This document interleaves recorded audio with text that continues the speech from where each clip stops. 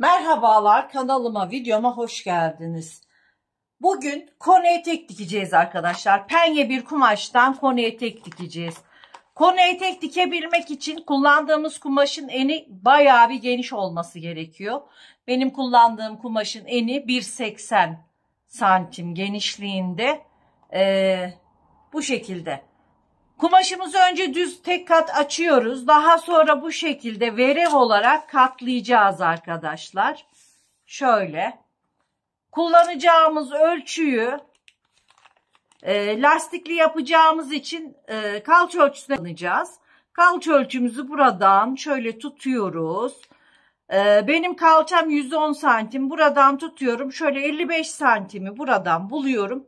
İşaretliyorum. Düz çiziyorum. Kenarların eşit olup olmadığını kontrol ederek devam ediyorum arkadaşlar. Şimdi kumaşımıza geçelim. Bakın kumaşımızı üçgen katladık. Şimdi tam açı olarak girmeyecektir. Bakın tek kat açtım. Verev olarak katladık. Şu tepeden aşağıya benim kalçam 110 santim ve 55 santimi buluyoruz. Buradan şöyle 55'i işaretliyorum. Buradan da işaretliyoruz. Ve iki kenarında eşit gelmesi gerekiyor. Bakıyorum. Kenarları eşitliyoruz. Evet. Kenarı eşitledik. Şimdi aynı kiloş etekteki gibi buradan tutuyorum. Eşitleyerek çiziyoruz.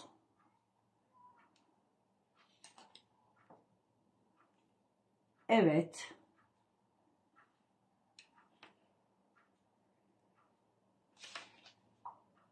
Böyle çizdik arkadaşlar ve belimizi bulduk. Şimdi belimi işaretliyorum.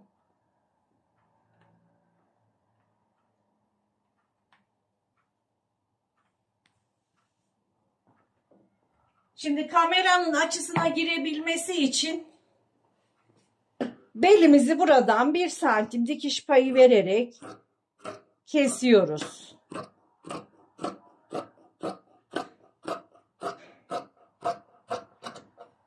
Evet, üstten çıkan parçayı kaldırıyorum ve eteğimi yukarı doğru çekiyorum. Evet, şimdi eteğimin boyu için buradan mezromu tutuyorum. Şöyle bakıyorum. Eteğimin boyu 96 santimi veriyor kumaşım. Şimdi buradan kiloş etekte olduğu gibi 96'dan çiziyoruz. İşaretleri atıyoruz.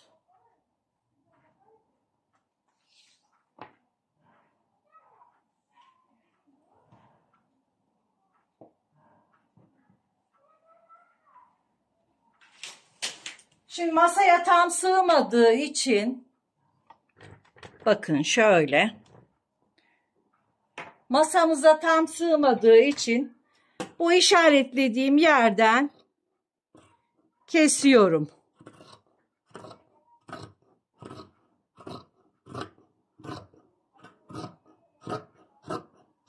İşaretlediğim yere kadar kesiyorum.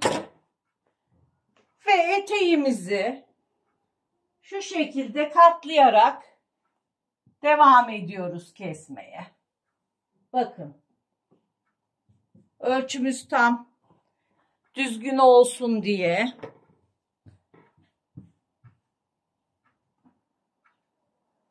bu şekilde kesmeye devam ediyoruz.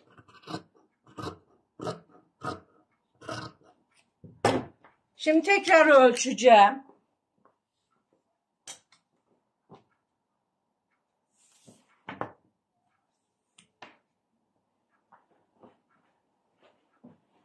Şimdi tekrar mezroyla ölçüyorum.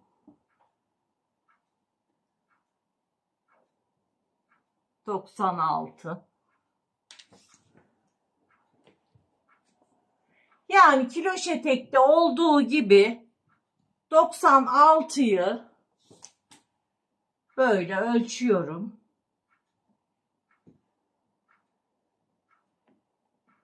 Ve çiziyoruz. Bakın işaretlerden çiziyorum. Ve şimdi işaretlediğim yerden kesiyorum.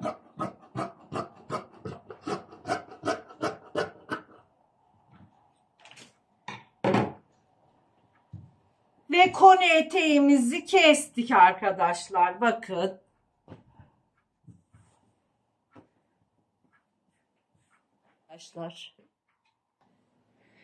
Evet arkadaşlar, eteğimizin tek yanı dikişli olacak. 4 iplik overlockta bu şekilde eteğimin yanına dikiyorum.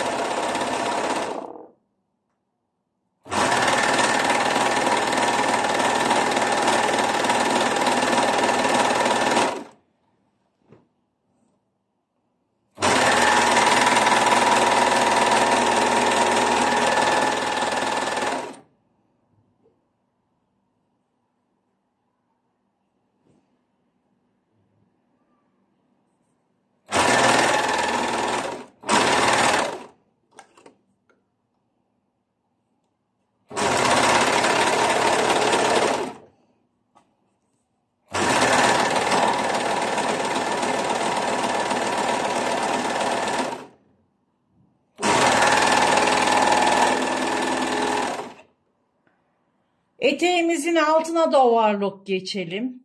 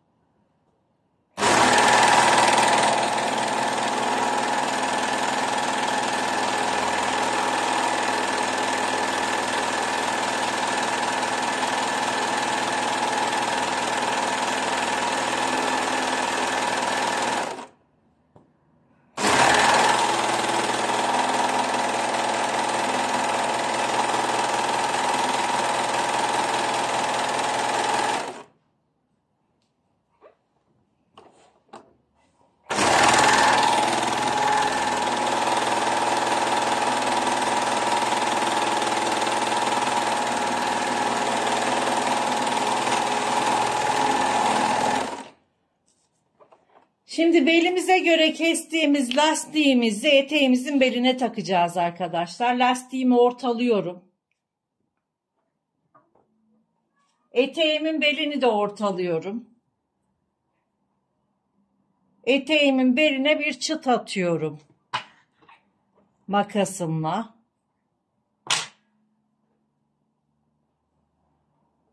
Eteğimin düz yüzünü çevireceğim. Lastiği dikebilmek için.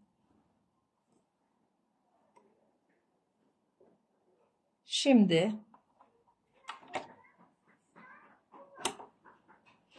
lastiğimi ortaladığım yeri tutuyorum. Eteğimin ortasına getiriyorum ve dikmeye başlıyorum. İşareti tutuyorum. Eteğimin çıtına getiriyorum. Lastiği 4'e bölüyoruz. Eteği de 4'e bölüyoruz. Lastiğimizi takıyoruz.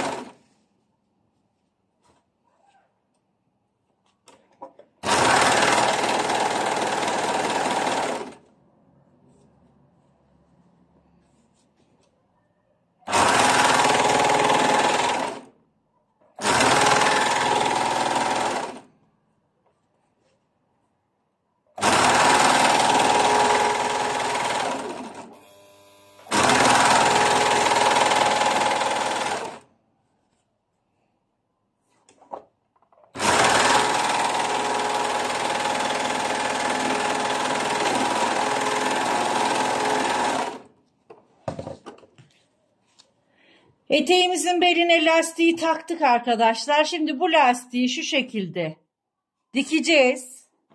Etek ucunu da ince bir şekilde kıvırıp eteğimizi bitireceğiz.